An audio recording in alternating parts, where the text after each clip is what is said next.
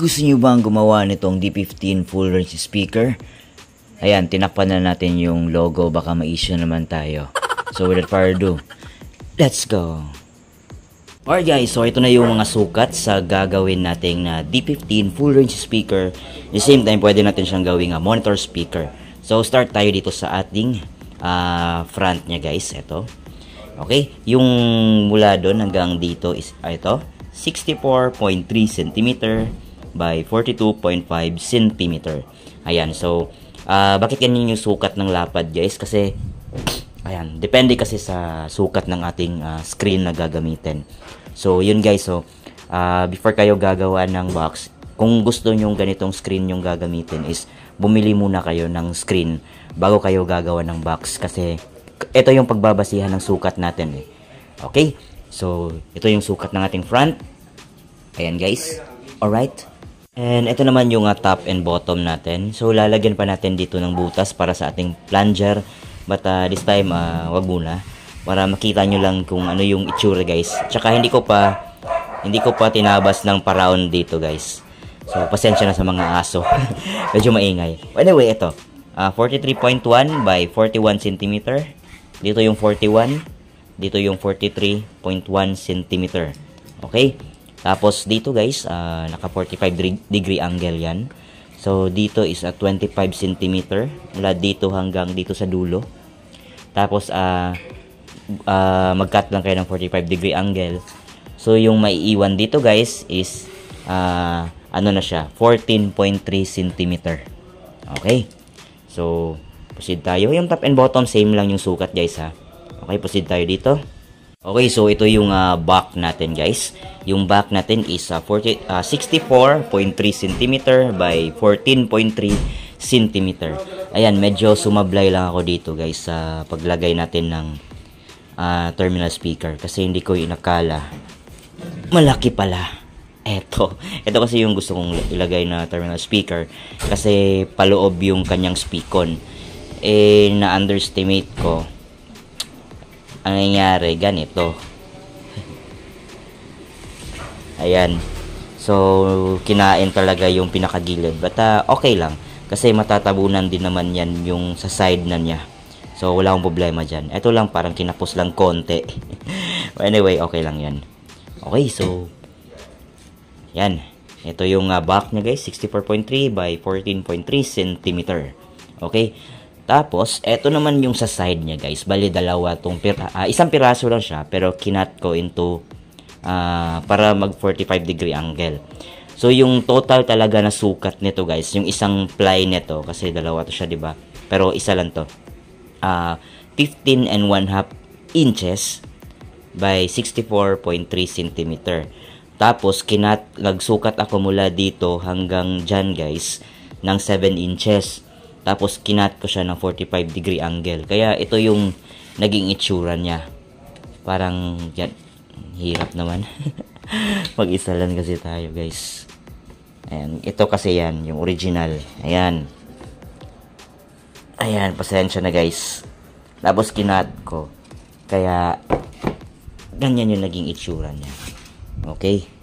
So, parang hirap talaga pag mag-isa lang tayo mag-video guys. Ayan.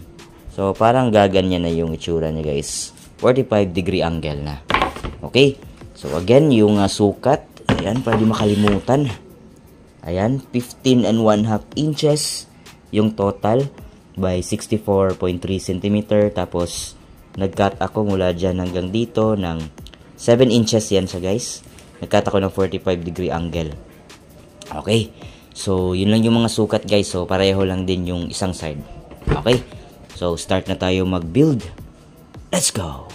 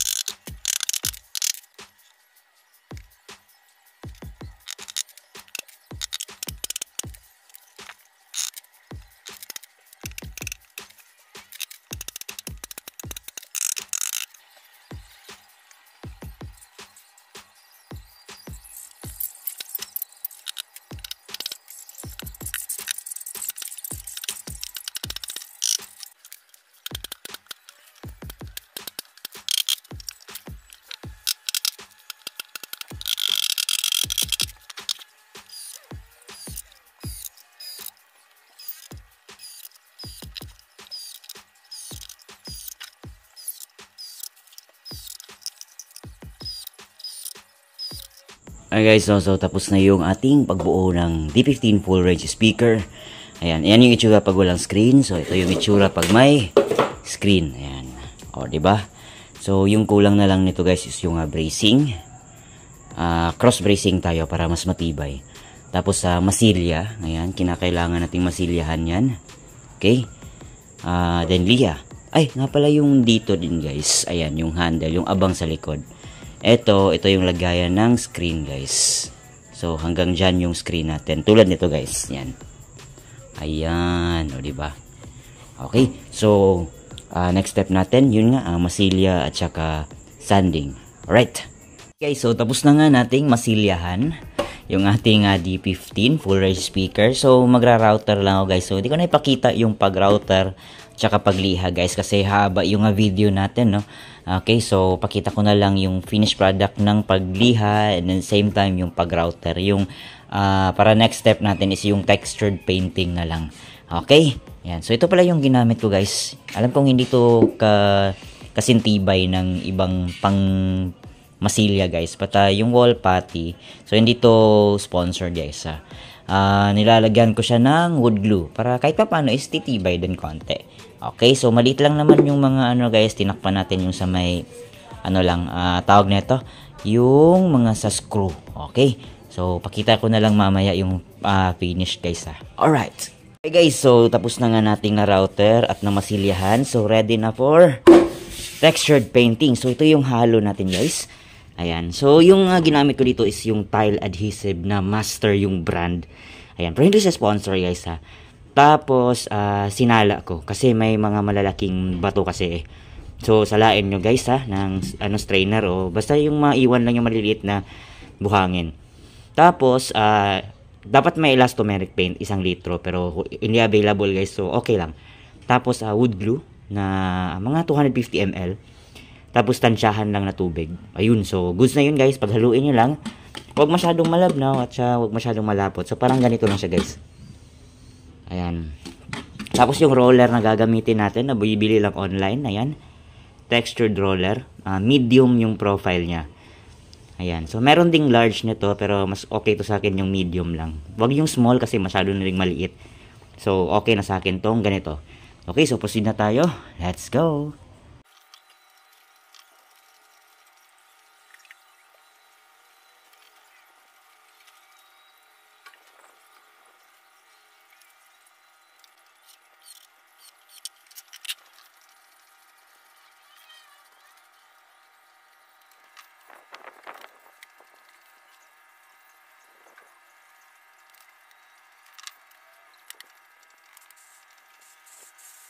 Ayan guys, so tapos ng textured paint ng ating box. So hindi ko na sinama dito guys kasi hindi naman kailangan. Matatabunan din naman, so okay lang. Diretso na to black paint dito. Siniguro lang natin yung dito talaga. Okay, so ito yung kinalabasan ng ating textured painting. Ayan. So hindi nga lang siya klaro yung textured sa cellphone guys, but may puntik-puntik siya. So goods na yan. Okay. Alright. Okay, so tapusin ko lang lahat ng box guys. Eto, so pag natuyo na, lihain natin. Alright. Okay guys, so since tuyo na yung ating textured paint, so magliliha na tayo. Tatanggalin na natin yung mga matutulis gamit itong sanding paper natin na size, 80 grit siya guys. So number 80. Okay, so pakita ko sa inyo yung before. Ito. So, yan yung itsura ng ating textured paint, guys. Ayan. So, medyo matulis pa to. So, pakita ko sa inyo mamaya yung after. Okay. So, ayan. Tandaan nyo yung itsura na yan, guys. Matulis pa yan. At matigas. Okay. So, let's go.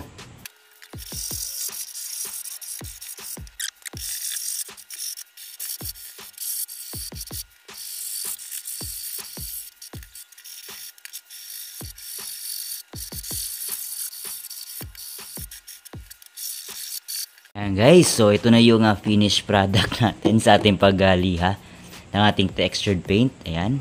Dahan-dahanin ko lang guys para makita nyo yung difference. So ito yun. Ito yung ngayon. Ayan, di ba? Ayan. So medyo matigas na talaga guys, kaya gumamit na ako ng number 60. 80 kasi yung kanina eh. So, hindi talaga kaya, napupudpud siya eh, yung papel de liha. So, nag-convert na to ng 60. Ayan, so, ito na yung resulta guys. Ayan, I hope na klaro sa camera. Ayan. Okay. So, isa lang yung nilihan ko guys. Yung isa, siguro bukas na kasi, gabi na kasi. Tapos, maingay. Yan o, maingay siya. So, pagpatuloy ko na lang yung isa bukas. Tapos, proceed na tayo sa top coat. Okay? Guys, so since tapos na nating nalihaan itong ating D15 speaker box. Ayan. So, top coat na tayo. Ayan. So, kung nagtataka kayo guys, bakit wala pa tong abang dito? Kasi install natin last part na. Ayun yung abang natin guys. So, ayan. So, para ang purpose ko dyan guys is para mapinturahan ko talaga yung kaloob-looban. Kasi dito ko tirahin sa bandang likod guys. Ayan. Tirahin natin dyan. Okay. Tapos, yung pintura na gagamitin natin guys. Okay, so ito lang. Voicen. So, hindi to sponsor guys pero ito yung ginagamit ko ever since. Dati gumagamit din ako ng well coat. Pero, parang dito ako mas nagustuhan ko talaga si Voicen. Ayan. So, quick drying enamel lang siya na black. Yung 690. Tapos, paint thinner lang. Then, spray gun na tayo. So, yung halo ko lang dito, since spray gun yung gamit natin is 200 ml. I mean 300 ml na pintura, tapos 100 ml na paint thinner. Okay? Pero kung ano guys, sa roller, tansyahan nyo na lang guys, kasi kailangan ko talaga ng medyo malabnaw konti para maibuga ng maayos ni spray gun. Ayan. So bala ko sana guys na dagdagan to ng yung matte black para hindi siya masyadong gloss. But hindi kasi dumating yung order ko. Hindi kasi available dito sa amin yung matte black na 691 ba yun? Ito 690. Ayan, 690. So, bala ko sanang haluan ng konting matte black para hindi siya masyadong gloss. So, parang semi-gloss na lang siya. Pero, hindi dumating eh. So, ito na lang muna. Okay? So, doon na lang natin i-apply sa monitor speaker pag dumating na yung ating matte black na pintura. So, diretso na tayo. Pintura na. Alright.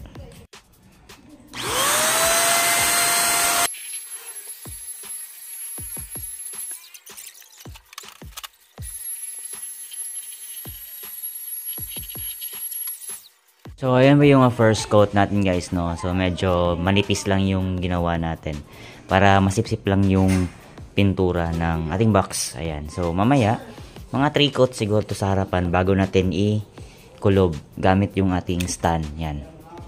Alright. Alright. Ayan guys, so proceed na tayo sa different kinds. Sa iba't ibang parte ng ating box. Hindi ko na video guys kasi hindi ko na pindot yung turn on ng video. Okay, alright.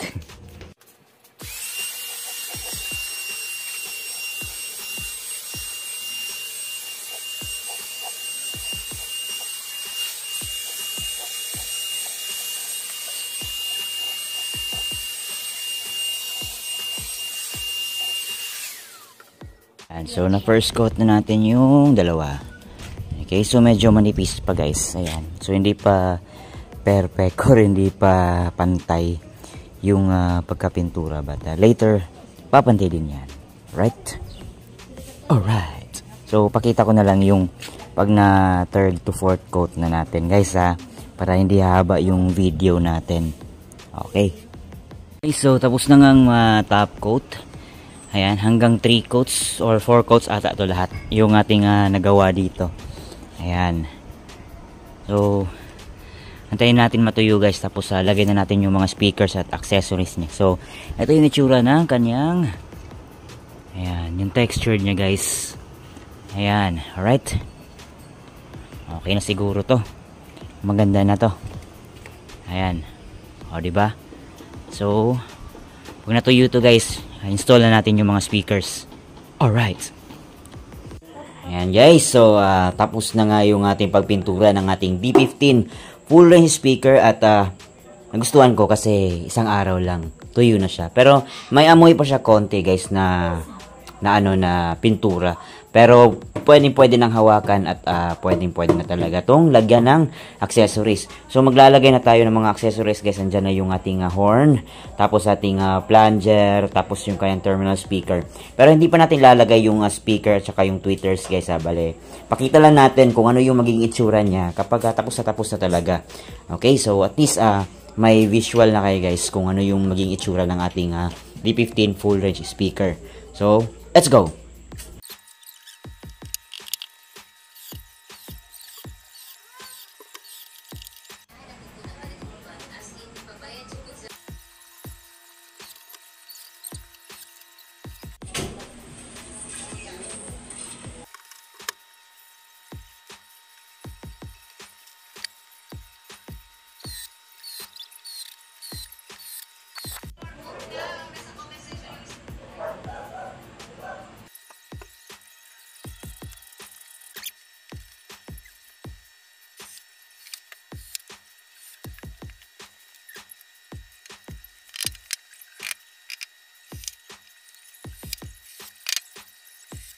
Ayan guys, so tapos na nga yung pagbuo natin sa ating D15 full range speaker.